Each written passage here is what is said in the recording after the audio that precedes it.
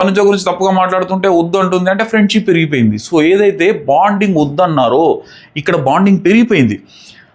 చాలా మీమ్స్ వస్తున్నాయి కదా, హౌస్లో నాన్న పోయి అమ్మ వచ్చాడని. నిజంగానే ఇవి అమ్మలాగానే బిహేవ్ చేస్తుంది ప్రతి చోట.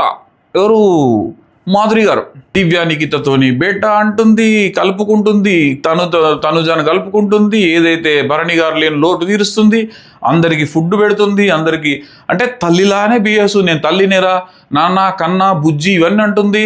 సో ఆబ్వియస్లీ వీళ్ళు ఏదైతే చెప్పి వచ్చారో బాండ్స్ పెట్టుకోవద్దని, ఈ బాండ్స్ అన్ని మళ్ళీ పెట్టుకుంటున్నారు కదా. చెప్పిన మాట మీద అందరు నిలబడాలి కదా, పెట్టుకుంటున్నారు కదా. సో బాండ్ అనేది ఏదో ఒక బాండ్ అనేది హౌస్లో ముఖ్యమే. ఆ బాండ్ ఎక్కడ దాకా పరిధి దాటనంత వరకు ముఖ్యమే.